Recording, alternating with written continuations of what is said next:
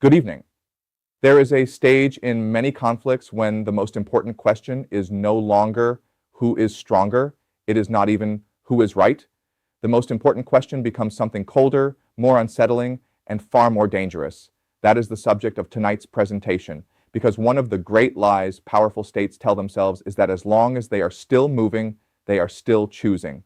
As long as they are still deploying, still striking, still warning, still sanctioning, still adding pressure, still making speeches, still escalating, they tell themselves they remain in command of events. But motion is not the same as control, and escalation is not the same as strategy. In fact, one of the most dangerous phases of modern conflict begins when a great power is still perfectly capable of acting, but has quietly lost the intellectual and political logic that once justified its actions. The war continues, the pressure continues, the language of resolve continues, the institutions keep functioning, the headlines keep updating, the machine keeps moving, but the coherence is gone. And once coherence is gone, momentum takes over. That is the first point we need to understand.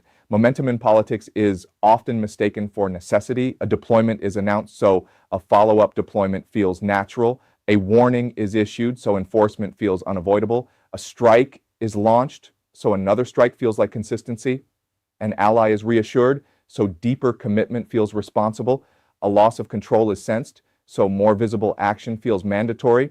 Step by step, the state stops asking, what outcome are we producing? And starts asking, how do we keep the line moving forward without looking like we are hesitating? That shift is everything, because strategy depends on purpose. Momentum depends on inertia. Strategy can stop, reconsider, discriminate, and redirect. Momentum hates interruption. Momentum interprets pause as weakness. Momentum turns reflection into political risk. Momentum rewards continuation, even when continuation has become intellectually hollow.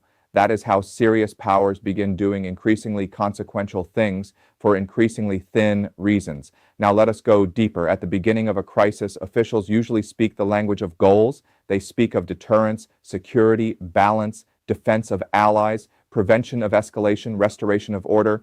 Whether one agrees with them or not, there is at least a visible argument connecting means to ends. But as a conflict stretches, that connection often begins to decay. The first actions fail to produce closure. The second actions fail to restore clarity. The third actions widen commitment but not resolution. And slowly, the language changes. Instead of defining success clearly, officials start speaking in loops. We must act to preserve credibility. We must preserve credibility to sustain deterrence. We must sustain deterrence to maintain order.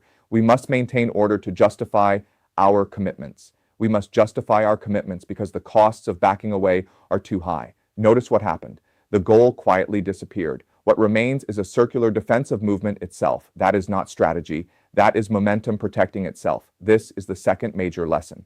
A conflict becomes especially dangerous when the justification for action becomes recursive rather than substantive. When leaders can no longer say with precision what political condition the next escalation is supposed to create, but still insist escalation must continue, the machinery has started running ahead of thought. And great powers are particularly vulnerable to this. Why? Because they have enormous capacity. They have institutions built for action. They have military systems that can generate options quickly. They have diplomatic language designed to make continuity sound responsible. They have media ecosystems that equate movement with seriousness.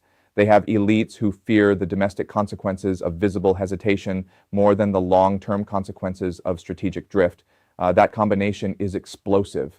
A weaker actor may be constrained by lack of capacity. A stronger actor can continue almost indefinitely, which means it can remain dangerous long after clarity has died. That is one of the darker truths of power. The ability to keep going can hide the loss of reason for going. Now think about what momentum does inside a ruling system. First, it changes incentives. Officials who urge caution begin sounding inconvenient. Analysts who ask basic questions about end states begin sounding soft.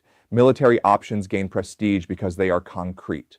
Political doubts are marginalized because they complicate the performance of resolve. Every institution adapts to the emotional climate of continuation. Soon, nobody wants to be the person who interrupts the movement. Not because interruption is necessarily wrong, but because interruption carries immediate political pain. Pause, and you may be blamed for weakness. Reassess, and you may be accused of confusion. Seek a narrower objective, and you may be charged with retreat. Ask whether the original logic still holds, and you may expose how little everyone else wants that question asked aloud. That is how momentum becomes structural. It is no longer only a feeling. It becomes embedded in careers, messaging, budgets, alliance expectations, and institutional habits. This is why conflicts can keep widening even when many people inside the system privately suspect the original theory is failing. No one wants to absorb the cost of saying so first, and so the machine advances. One more package, one more threat, one more mission, one more line crossed, one more declaration that this latest move is necessary to preserve all the prior ones. This is the politics of sunk cost at an imperial scale. A powerful state begins telling itself that it cannot stop because it has already invested too much to stop, but the more it invests, the harder stopping becomes. Each new act is supposed to rescue the meaning of the previous act. Each failure is repackaged as proof that greater commitment is needed. Each escalation is sold not as a new gamble, but as an obligation created by earlier choices. That is how momentum feeds on embarrassment. No leader wants to admit, we moved and it did not work. We threatened and they adapted. We escalated and the field became murkier. We widened the conflict and our leverage did not grow with it. So instead of confronting the failure of logic, the system protects itself through continuation. And continuation, over time, starts acquiring its own moral language. To keep going is framed as serious. To question direction is framed as destabilizing. To ask whether the entire framework has become self-defeating is treated as helping the enemy. That is a very dangerous psychological environment, because once movement is moralized, strategic thought begins to suffocate. Now let us get to the real core of the problem. Momentum is not only dangerous because it makes states continue. It is dangerous because it changes what continuation means. At first, escalation is supposed to shape the adversary. Later, escalation begins shaping the state that is escalating. The bureaucracy hardens around it. The public language simplifies around it. The alliance network becomes dependent on it. The political class starts organizing its identity around it. The enemy learns how to exploit it. And at that point, the conflict is no longer simply something the great power is doing to the world. It is something the conflict is doing to the great power.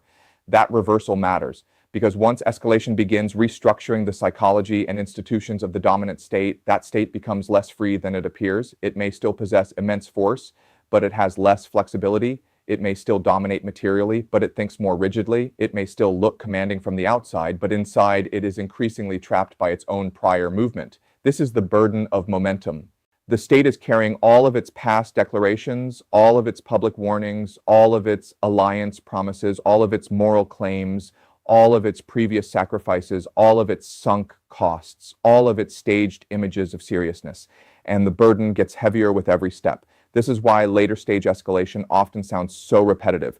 The speeches become familiar, the phrases become ritualistic, the warnings lose originality, the justifications blur together. Why? Because repetition is the sound of a system trying to preserve confidence after originality of purpose has faded. The machine keeps speaking because silence would force recognition. Recognition of what? That the state may still know how to escalate, but no longer knows how to end. And a power that cannot imagine an exit without humiliation is a power already being governed by momentum more than by judgment. Now, it is important to be precise. This does not mean every prolonged conflict is irrational. It does not mean perseverance is always foolish. It does not mean changing conditions never require additional commitment. It means something sharper. A great power enters a dangerous zone when each new escalation is defended mostly by reference to previous escalations rather than by a fresh, credible explanation of what political result is now achievable.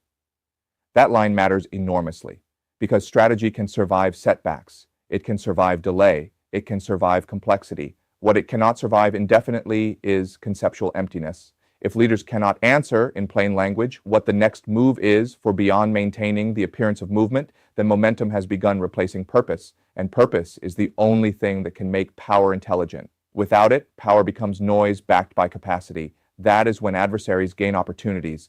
A weaker actor may not be able to defeat the stronger state conventionally, but it may recognize that the stronger state has become predictable in a deeper way. It is now responsive not only to battlefield events, but to its own accumulated rhetoric. Its leaders are no longer reacting only to external threats. They are reacting to the pressure of their own past promises. That means the stronger power can be baited, not simply by attacking it, but by creating situations where its momentum does the work. Blur a threshold, test a commitment, create a symbolic challenge, force another demonstration, make the giant prove, once again, that all prior demonstrations still mean something. This is how momentum becomes a weapon against the powerful. The stronger side thinks it is showing resolve. The weaker side sees compulsion. The stronger side thinks it is preserving order. The weaker side sees a machine that no longer knows how to slow down without exposing fragility, and that is the deeper tragedy here. A great power caught in momentum often believes it is defending credibility. In reality, it may be spending credibility faster than it restores it, because every new move raises the expectation that the next move must be equally forceful, equally visible, equally dramatic. Eventually, the standard becomes impossible. No demonstration is enough. No warning settles the question. No strike restores finality. No surge creates closure. Why? Because the real problem was never insufficient intensity. The real problem was that the political logic underneath the movement had already begun to erode, and force cannot repair that erosion by itself. At the end of this process, the dominant power faces a brutal contradiction. If it continues escalating, the burden grows. If it stops abruptly, the accumulated momentum turns into political backlash. If it tries to redefine the objective, it risks revealing that the previous objective is gone. If it acts cautiously, it disappoints the very expectations its earlier conduct created. This is the prison built by momentum, not a prison of weakness, a prison of previous motion. And that can be one of the most dangerous prisons in world politics, because the state trapped inside it still possesses immense means of destruction. So the final lesson is this: we should be most alarmed not only when great powers sound aggressive, but when they sound mechanically consistent after the original logic has faded, when every move is justified because the last move happened, when every threat is needed because the previous threat was made, when every escalation serves mostly to preserve the narrative of continuity. When nobody can clearly say what success now looks like, but everyone insists movement must continue. That is when momentum has replaced strategy. And when momentum replaces strategy in the hands of a powerful state, the danger is not only that the conflict will continue. The danger is that it will continue without thought strong enough to deserve the power still driving it.